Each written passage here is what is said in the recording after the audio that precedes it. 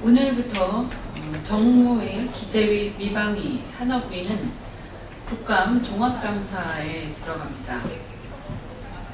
오늘 국감의 주요 쟁점을 말씀드리겠습니다. 먼저 법사위는 검찰의 표적수사 및 편파수사의 문제점을, 정무위는 대선 공약 미이행 문제와 대기업의 불공정 행위 및 일감 몰아주기 문제를, 기재위는 부자에게 유리한 조세 정책의 문제점과 면세점 선정 특혜 의혹을, 미방위는 부적절한 발언으로 논란을 빚은 고영주 박문진 이사장을 상대로 집중적으로 질의할 예정입니다. 특히 미방위에서는 어제 합의한 대로 고영주 이사장에 대한 질의 결과에 따라 이사장에 대한 해임 결의안 채택 여부를 결정할 예정입니다. 오늘 국감대책회의 비공개 회의에서도 우리 당에서는 고영주 이사장에 대한 고영주 이사장의 을 선임한 위촉한 박근혜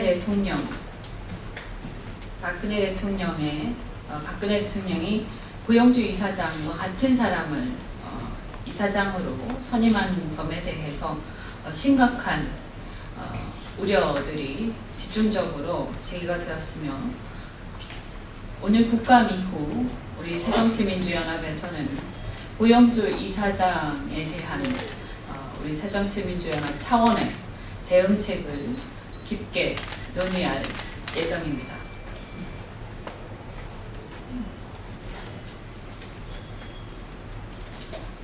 교문위는 국립대 총장 임용 제청 거부와 관련된 문제를, 안행위에서는 경상남도의 자료 제출 거부 문제와 지자체 재정력 향상 방안에 대해서, 농해수위는 농협중앙회 회장의 뒷돈 등 비리 문제와 농협중앙회의 방만 경영 문제를, 산업위는 MB정부 해외자원개발 실패 책임에 대해서 지속적으로 추궁할 예정입니다.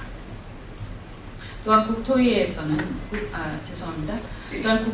서울시 국감에서는 주거 문제, 지하철 안전 문제 등이 다루어질 예정입니다.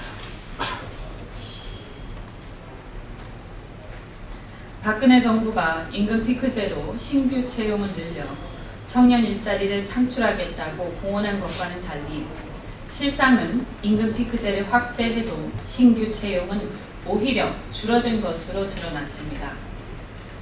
지난 2005년부터 임금 피크제를 시행한 기업은행, 산업은행, 우리은행과 2006년부터 시행한 하나은행, 2008년부터 시행한 국민은행 등 임금 피크제를 이미 시행 중인 5개 은행의 경우 임금 피크제 적용 대상이 2배가량 늘어나는 동안 정규직 신입은 오히려 25% 정도 줄어든 것으로 드러났습니다.